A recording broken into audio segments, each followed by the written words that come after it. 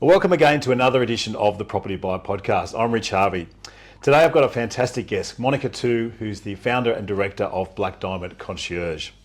Now, Monika is one of Australia's leading real estate agents for the high net worth and luxury buyers across Australia. She arrived in Australia from China with little more than determination, built a business empire from a corner electronics shop in Surry Hills into a multinational corporation, and ultimately redefined how prestige property is transacted in Australia. In 2025, she was awarded an Order of Australia Medal for her outstanding services to business, multiculturalism, philanthropy, and today serves as the chairman of Sydney's Children's Hospital Foundation Lunar New Year celebration. And she also made a cameo appearance on Luxe Listings Sydney. Monika, welcome to the Propertybuyer Podcast. Thank you so much for having me. It's great to have you on. Now, we have a little tradition in our Propertybuyer Podcast. I'm going to throw you a little quote from Warren Buffett and love to get your perspective, that's okay, on this. And Warren Buffett once said, "Price is what you pay, value is what you get." What do you take from that quote? I think, I actually love it. I think the value I deliver for my clients is not just the price, it's definitely a lot more than that. Yeah. For example, last night we just talked to you, we have this charity event and we raised over the year $74 million for Sydney Children's Hospital Foundation. Fantastic. So wonderful. Most of the people donated last night, and from my table are my customers. Yes. So they all sold or bought property from us. That's depending on the price, but the value they give to community, I think, is much more than just the price. Wonderful. Yeah. Yeah. They often say price is forgotten long after value is remembered. 100%. Yeah. Wonderful. Look, I've got lots of questions about the real estate market, but before we get into that, I'd love to understand, how did you get into real estate? What attracted you to the industry? What was your first job? Oh, okay. So that's a very interesting question. Yeah. I think the answer you might be disappointed is not because I chose to be in the industry, because I chose to respect my husband. He said, you know what, we're getting a bit bored. Let's do something. So, but whatever you choose to do, darling, so I'm going to support you. And he chose to be a real estate agent. Fantastic. He started the business. That's how we started. Wonderful. Yeah, fantastic. Did you have much of a background in property, or just thought property would be a great thing to get into? My only background in property, I think, was the time is I bought a few. Yeah.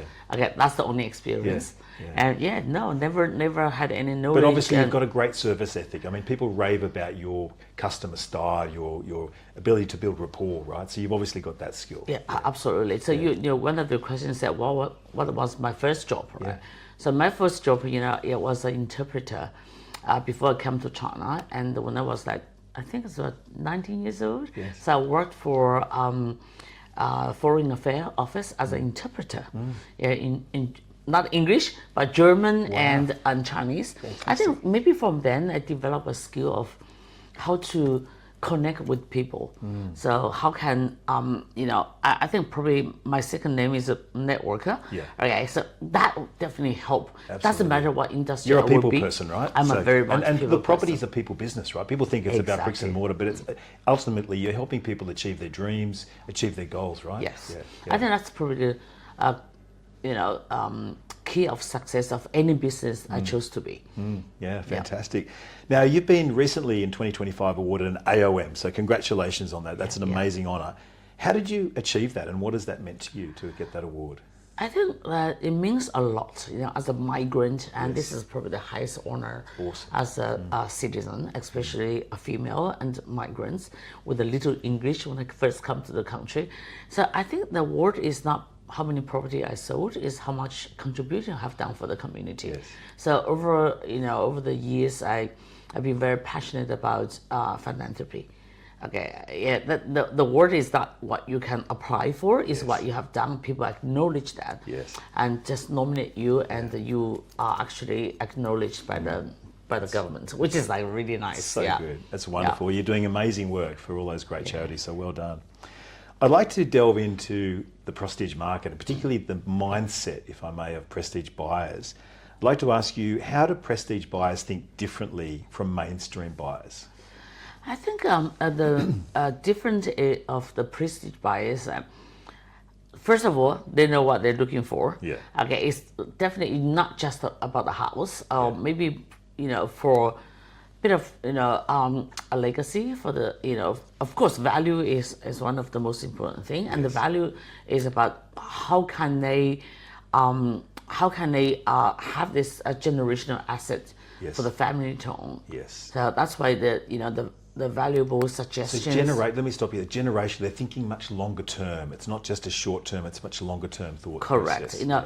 Lots of buyers come to us, they have already got multiple international properties, investment properties, and in Australia in particular, they're looking for somebody for the hold for a very long time. Yes. Yeah. Fantastic.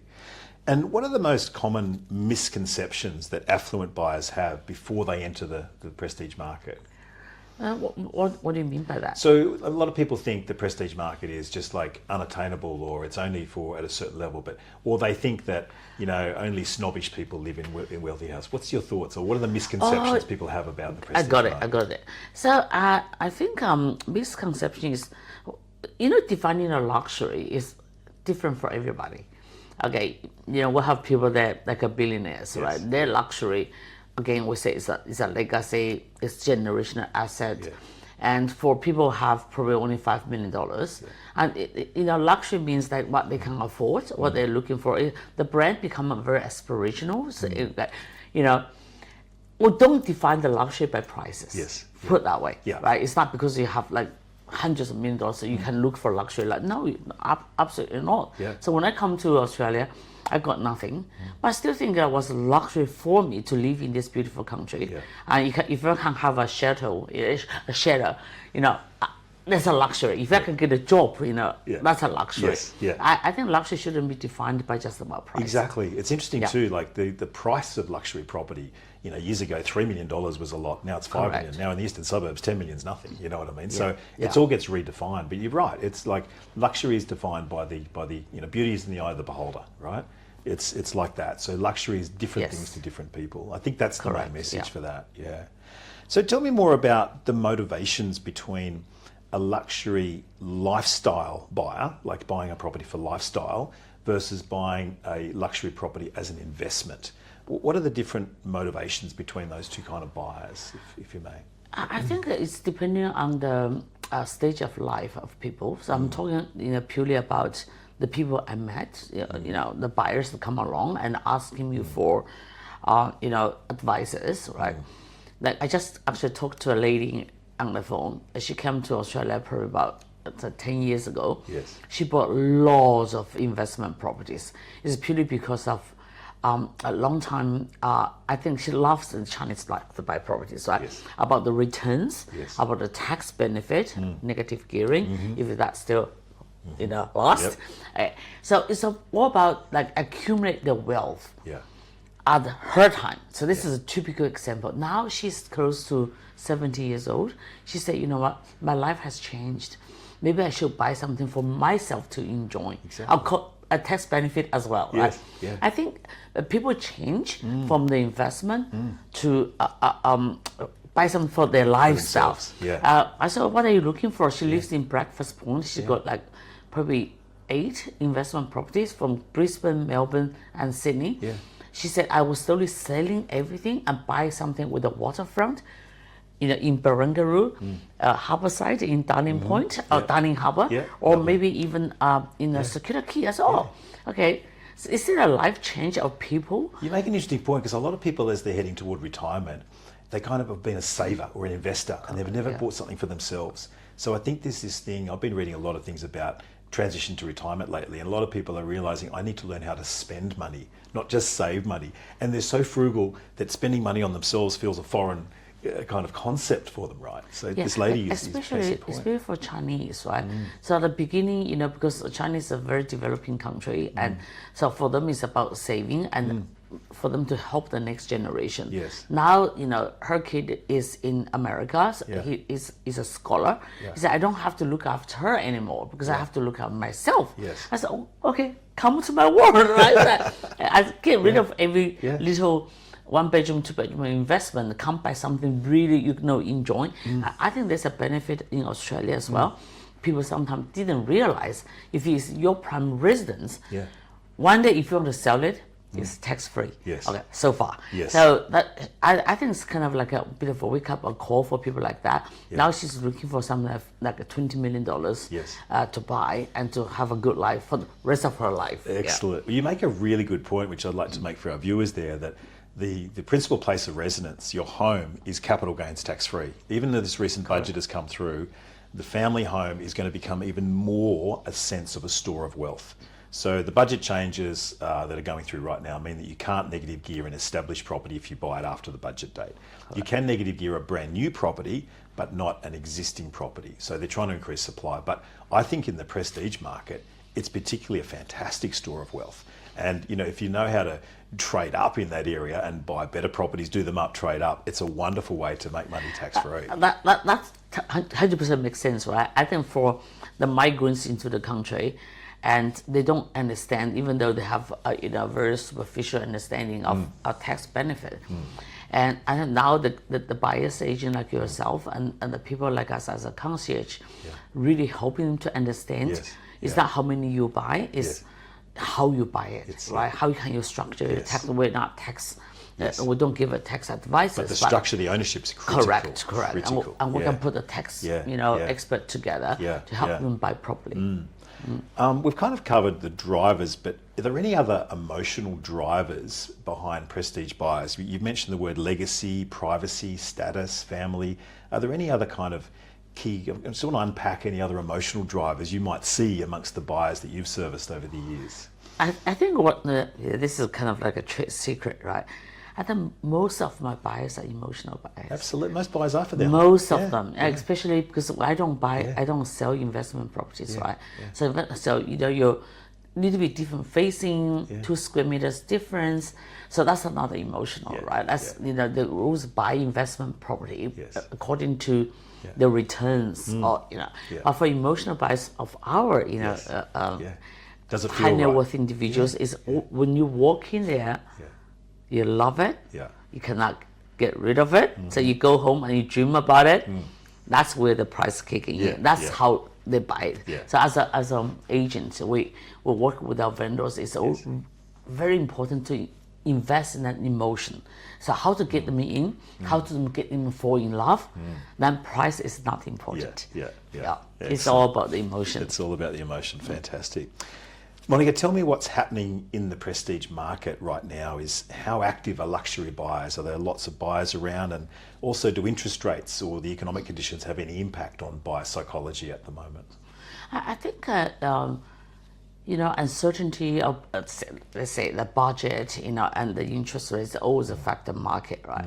But I think, I'm very fortunate, a lot of people, because of safety of Australia, because of the harbour, and they will never change. So whatever happens out there, the wars, and then people always want to looking for safety. So safety is number one for us as a buyer. So people come here as why you choose Australia. The 2 safest country in the world, one is New Zealand, one is Australia.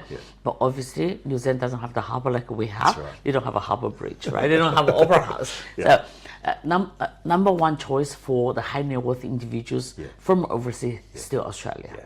So does it affect the market? Oh, not really. And a lot of people not really affected about the interest rate, right? And the budget doesn't really change their behavior. And there's such a limited supply of prestige of properties around, right? So there's just not that there, So if you're enjoying this Property Buyer podcast, please, could I ask you if you like and share this podcast with your friends and family? I'd really appreciate it. So Monika, I want to ask you about what other things that prestige buyers are prioritising. Is it the land size? Is it the view? Is it the location? Or is it amenities? Are there any of those key things that you see buyers really attracted to in the prestige market? All above. Tell me more. Tell me more. So, at the moment, for example, we're now in Double Bay, the eastern suburbs, and there's a couple of always the views, the facing, it's crucial, right? So waterfront or water view is a big difference. At the moment, I think we have a lot of people want to buy larger land size. Yes. But if you what do you mean by large. So anything over 850 is large. Especially in the eastern suburbs. Exactly. Yeah. So it's large. But again, it's really depending on the suburbs, right? Yeah. So the first thing I ask my buyers is, what's your budget? Yes. So, often I ask the budget and I give the right advice. Yes. People are looking for a long-term holding, or some people buy it for probably potential opportunities. Yes. Okay, maybe they want to build, Yes. or maybe want to give to their children, Yes. or they want to build 2 houses. Yes. Really depending on the budget and of course what they're looking for. So yeah. view is number one. Waterfront is even better, and secondly probably the land size. So really much depending on the location and the budget. Yeah, that's it. Yeah. I think the view has a significant impact on price. Yeah. There's been a lot of things, I've used a fancy word, hedonic pricing, right? And you strip out all the things, but the view has a massive, massive impact on price. You can have half the land size, right? But it can be twice the price because it's got a gun barrel view down the harbour, So Exactly. I want to talk a bit about median prices at the moment. Some of the top suburbs in the eastern suburbs is Point Piper, Bellevue Hill, Vaucluse, Double Bay, where we are today, or Mossman. Current median prices, according to Cotality, Bellevue Hill around $11 million, Vaucluse around $10 million, Double Bay around 7.5, and Mossman around $6 million. Point Piper has such little turnover that the median price is kind of meaningless. Like at the moment, it's telling me it's 17.3 million, right? But you could have Johnny Simon's house sold for 250 million, and then 4 other houses sold at 4 million, which will distort the median. Which one's 4 million? Maybe one bedroom apartment. Maybe I'm buying an apartment, right? So, but tell me, my question is, how do buyers get a read on the median price of the prestige market, given there's so few sales? Yeah, I think I agree with you and all the statistics, right? It's really hard to put a median price. For example, I live in Bellevue Hill. It's an 11 minutes median price. I have probably about 17 buyers. They're looking for about 10 to about 35. Yes. Nothing. Right now, nothing there. Nothing. Seriously, nothing. I got a Melbourne buyer now. I haven't even returned back. It's not because I don't want to, because I don't know what to talk to. He said, "I'm from Melbourne. I sold my Turak house, so my budget is about $10 million. And can you recommend anything in eastern suburbs, including Vaucluse, Dover Heights, Watson's Bay, not close to this side." Yes. I've got nothing. But by saying that Point Piper, we do have, I would think average price, probably about $30-40 million. What I'm doing now. So I have something like $150 million of market. We have something like about $100 million of market. Just sold one. Close to $40 million. That's only 650 square meters. And I sold something $23.5 million. And it's no harbor view. Just saying that, right? I think probably for my buyers, I'm on the off market average price about $40 million. Okay. So you've got a lot of the prestige transactions happen off market, which I know. I think probably I would suggest anywhere from 60 to 80% or more happen above the $10 million range, right?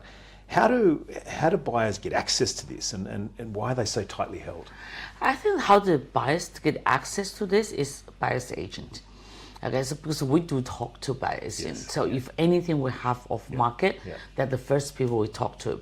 So we have to. And we've got to say we appreciate that too very much. We treat you as our supplier. Yeah, very closely with the buyer's agent. Like the most important is like we have to protect the vendor's privacy. Okay, there's many reasons they don't want to go on the market. For you, is you protect the buyer's privacy. So that's just like a marriage in heaven. Exactly. Right? And we do have a lot of market if anybody's interested. Excellent, fantastic. Well, funny you should ask, because we are just launching a new prestige buyer website right now. We've got our typical property buyer website, but we're actually launching a whole new brand right now. So we can talk about partnering with that down the track. I want to ask you also about the future potential of some of the eastern suburbs. Particularly, do you think are there any particular suburbs have more potential to grow in value than other suburbs, and why? I think eastern suburbs is there always a growth. People are saying like whoever live in eastern suburb, if you're not upgrade, you downgrade, you'll never live here. You never leave this suburb, right? English, leave. But whoever makes money, at the moment for eastern suburbs, we have people from Upper North Shores, lots of Chinese buyers from Upper North Shores, because, if they spend like 15 years ago, $6 million, now it's probably $40 million. But over there, it's 18 and a half, it's still the record price, right? And so they're coming down here, and they'll have a lot of people from Adelaide and from Melbourne. So I'm talking about Asian buyers, because they got a visa. It's much easier to have the business there, but not everybody's moving, and the weather and the business opportunity, everybody's moving towards Sydney. Everybody wants to be in eastern suburbs, And I think for the potential growth I see at the moment, so we just help a friend selling a house in Camry, Cremont, Coroba Point, massive growth. I think so in Wollstonecraft, I think the value of relatively. You think? I mean, the eastern suburbs is very constrained land-wise. So is the lower North Shore. But the price differential, like you got $6 million in Mossman, that same house in Vaucluse will be 12 to 18 million or more, right? So I think there's a price differential that's going to drive more of that lower North Shore market. But also the buyers you mentioned that are coming from the upper North Shore, are they moving to the east because their kids have finished school, or are they looking for lifestyle? Why are they moving from the upper North Shore to the eastern suburbs, for example? Actually, that's a really good question. Number one reason, because the children finished school. So I was the biggest advocate for like upper North Shore, so Pimberley Discourse, Uppersley, Ravenswood, Knox, because I was there, like many years ago. Yes, and because it's close to Chatswood, language, difficulties, is easier to live there, and the school, they are fantastic. Now the children growing up and they leave the area, and some, maybe they just want to be my friends. That's it. Well, that's it. But that's true. That drives a lot of decision making. You want to be with your tribe. You want to be with your community. You want to be with your friends or families. I see a lot of people moving because they want to be close to aging parents or younger children because they're having their grandkids, So there's that community sense. By saying that, remember we just launched a property in Camry. Yes. You know what that is? Yes, perfect. I didn't know, but anyway, I know. Yeah. So a lot of people, we got a lot of very successful campaign, and the children actually move into Camry because their parents are in Mosman or in that area, and they can help them to look after the kids. That's it. I thought, that's really interesting. And it's so affordable. Absolutely. For like $6-7 million properties, and it's quite a pleasant, Well, you got environment. Camry, Northbridge, Castle Crag, Castle Cove. Yes. I was born in Castle Crag. Castle Crag is great, but I think Castle Cove, Northbridge, also Northbridge and Castle Crag and this area is really popular. It is. Very popular. interesting trend. Yeah, fantastic. What's the most surprising thing you've learnt from working with ultra high net worth clients? Wow, there's so many of them. Give me some anecdotes. I think that we got a buyer from Hong Kong. He came by private jet, right? I said we're inspecting a house, and which is a waterfront house. It's over 1,000 square meters, and it's not huge, but it's good enough. And he came along with a busloads of people. I said, oh my God, the entourage is literally like 20 people. But who were they? They somebody look after him for like of course clothes, food. Oh gosh, accountant and his agent from Hong Kong. 20 people I have to explain to my vendors. We just have accept, right? Because this is how they live. That's right. And come by private jet. I said, okay, that's nice. 20 people. An entourage. And the hard thing is I have to explain to my vendor because people That's just funny. been shocked about who are these people, right? Who are these people? Anyway, that's kind funny. of funny. Okay. And again, I have to take them out for lunch as well because it's instead of like booking for like 5-6 people, you have to 20. Like 20 people, including us, 25 altogether. Oh, that's funny. Have you ever had someone turn up with bags of cash that want to buy? off record. Yes, but we don't accept that. No, of course. It's not there because they don't know. I think they think cash is the king, but unfortunately, in Australia, we have a regulation. That's right. That was a long time ago. Exactly. With AML, it's all going to be changed. But tell me, how important is due diligence? So, like, what sort of due diligence do buyers do at the top end, particularly for the high, really ultra high value homes? What sort of interesting things do you find them doing? I think it's everything. Okay, so the reason we call ourselves like property concierge is that, so in our office we have only about 17 people. So I was surprised you have like 35, right? Yeah. So 17 people, and we have an internal lawyer. So I have a legal counsel. Excellent. So the reason of that is before, it's not because we work for the vendors, but for the buyers, it's equivalently important for them to know what is FRB, the Foreign Investment Review Board. What is the cost of that? What is the land tax, right? So what is, what visa you have or what property you can buy before they make the decision. So they have to know everything. Because for that reason, they don't destroy our campaign. And they also don't put the wrong offer and the wrong idea you can't accept an offer from someone that can't afford to buy, is not eligible to buy that property. Correct.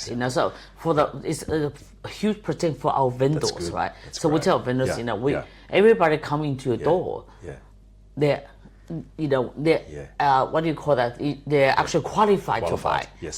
And the buyers have to know to be qualified. This is the things you need to know. We do the same thing. We qualify our buyers to make sure, one, they've got the visa, the permanent residence, or they've got the funds.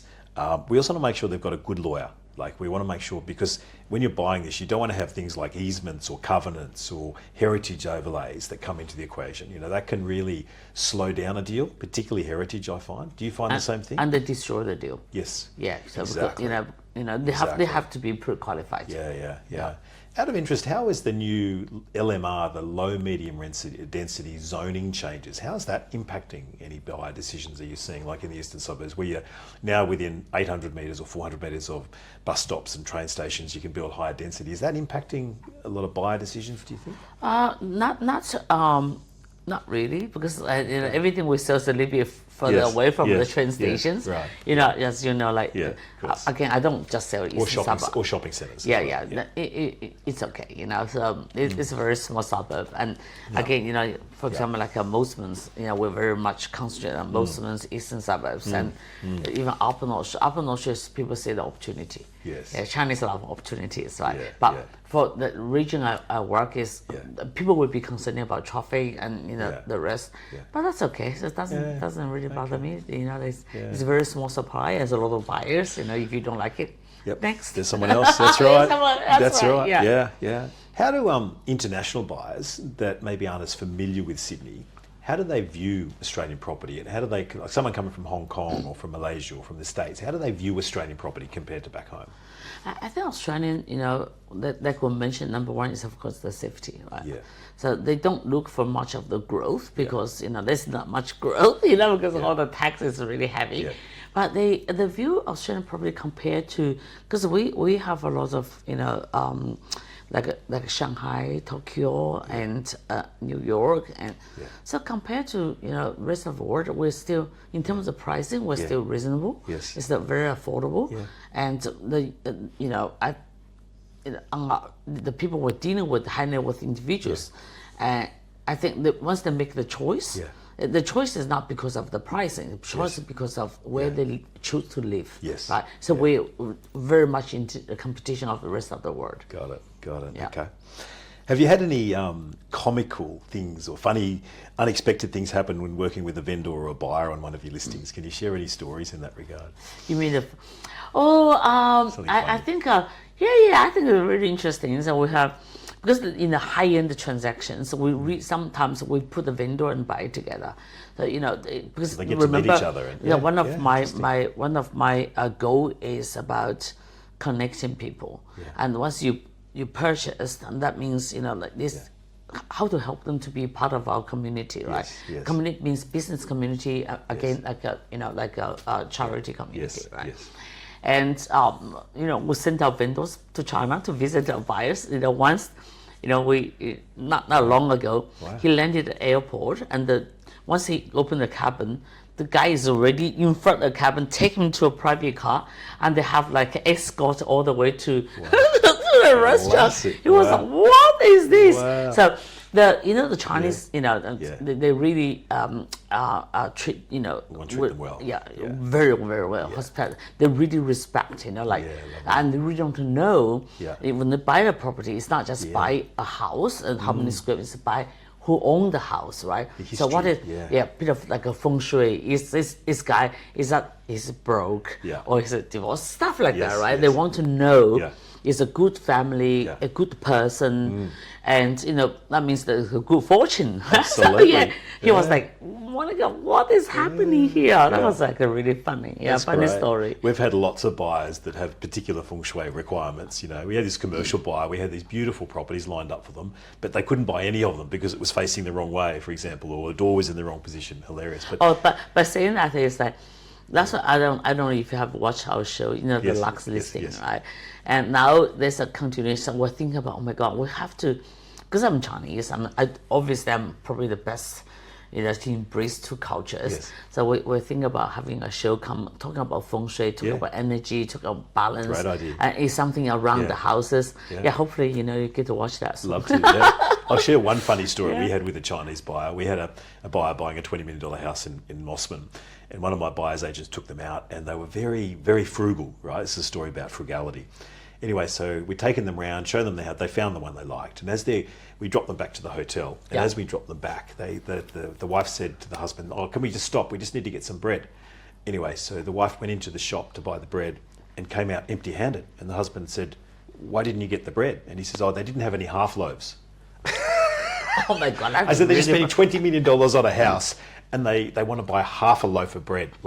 Anyway, that's just the mindset. But that's really good though, right? I thought, it shows they're frugal. Everything, right? It shows they're frugal. Yeah, right? Number one, thing from our family is that you don't waste. Exactly. Yeah. I just love that story. I think that's so funny. Yeah. But anyway, I want to ask you a little bit about knowing the local market. Obviously, you know the eastern suburbs extremely well, but how important is it to know street by street or even house by house the nuances of prestige property? Because if you're on one side of the street, you might be south facing. Give us some examples of the detail you might go to in advising a buyer whether it's a good buy or not a good buy. Yeah, of course. So by the way, I'm not just eastern suburbs. Sorry. Right? So we're like we said good properties, yes. And street by street is really important. Yes. For example, let's pick up eastern suburbs, right? So you're talking about Point Piper. Yeah. Which street? So if it's the Worsley Road, or Unala Road, or Wentworth Street, price is totally different. Yes. It depending on of course the facing, the view. So Point Piper is all about the views, right? Yes. And the price can be half. Yeah. And Vaucluse is the same. There's certain street of Vaucluse, which side of Vaucluse, how close you are to the harbor, how close you are to the schools. Yes. There could be like 30-40% difference in terms of prices. Yeah, wow. Yeah. It's amazing. Yeah. But it's so important for buyers to know that. And that's the thing, what you look at online, what the viewers need to understand is if you're looking at something online, it could be photoshopped. It could be, particularly probably saying Kirribilli, in winter, they can be very cold because they're all south facing. Great views of the Opera House and the bridge, but can be cold. So you've got to be careful. In Mossman too, some street like Park Street, you're right down in the gully, it can be quite cold. But if you're in the top areas with great views, you're in a much better position. So it's really important buyers understand the differences that a street and a location can make within a suburb. Yeah, that's part of, because as a seller's agent, so we're working for the vendors, okay? So we always find the best point of selling to the buyers, because it depends. We try to sell our listings, right? That's right. As a buyer, but at the same time, we ask a little bit of your job to make sure the buyer, because remember, we're helping them, we're holding their hand. Yeah. They're kind of like very unfamiliar with all the other details, and we try to be very transparent as well. Yeah. So that's the key of, it has to be a win-win, and you identify the advantage and disadvantage, and they can make their choice. If you're on the view in Point Piper, it's a west facing. Yeah. Okay, they got lots of suns in the house. That's right. But you have to make choice. You're on the view. Or you go another side. I go the view anytime, every day of the week. I go the view. Just put a shade up, right? Oh yeah, for Chinese, they do not like a western facing normally, but look at how many people buy it. Exactly, they because buy of it the anyway. view. So I think transparency, honesty is everything. You put, because in our market, buyers are very sophisticated as well, and they can always find AI, Google, right? But you being upfront, they don't need to be bluffed, and you need to be educated and make their decision. Yes, yeah. Okay. Yeah.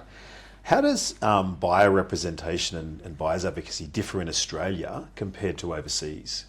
I think buyers advocacy is quite new, to be honest. It's, I don't know, last 5-10 years? I've been doing 25 years. 25 years, yeah. That's So it's almost one of the first buyers agents in Australia. Oh, Yeah. that's right. Yeah, that's good. yeah. But it's I think it's fairly new. But in Europe and in China, it's been like a long history. You always use a buyer's agent to Yeah. get the right advice, especially in the market I'm working on now. It's good because we say rich people are time poor. Yes. Okay, so they really need to have some advice from, for them. and also at the moment access as well. Okay, it's not All just about the access. education. That's oh my right. God, I can educate myself because Yeah. I got the AI. Yeah. I can Yeah. get everything. Yeah. But to access some of the Yes. private listings, Exactly. and we only talk to buyer's agent. That's it. Yeah, Yeah. fantastic. So, final question I have for you, Monika. If an international buyer was thinking about buying a property in Australia today, what would you recommend they do before their first inspection or entering into a negotiation? A buyer's agent. or they need to do their own due diligence. Right? Yes. Doesn't matter if it's through buyer's agent Yeah, or through yeah. whatever resources they have. yeah. And I think if you want a really good deal, Yeah. so you make sure your finances are ready. Yes, Okay. absolutely. If you have the money ready, you especially the off-market properties, and they won't have a very a big transaction because sometimes they need to sell or they want to sell from other different reasons. That's and right. that's if the buyer wants to get a good deal, Yes, yeah. either through the buyer agent, but make sure your finance is ready. Absolutely, Yeah. really critical. I do have one last question I'm going to throw at you. What's the best piece of investment advice or real estate advice you've ever received that you'd like to pass on to our audience today? Investment Investment advice? or real estate advice? Okay, what's the best one? Have a look at my listing. I think it really depending, right? So if you want to buy a generational home, Yes. and location, Yes. yeah, it's the best. Doesn't matter, because I don't do investment property and investment as well. So location is everything. Yeah. Well, that's a classic real estate answer, Yeah, but yeah. that's over. Location. Yeah. You don't have to buy yourself. Anything you want. Location. Well, I've been chatting with Monika Tu, Director of Black Diamondz Concierge. Monika, thank you so much for sharing your knowledge and thoughts today. It's been much appreciated. Thank you for having me. Pleasure. Thanks. Yeah. And thank you again for listening to another edition of the Property Buyer Podcast. I'm Rich Harvey. Thanks for watching, and we look forward to seeing you again on another edition. Bye for now.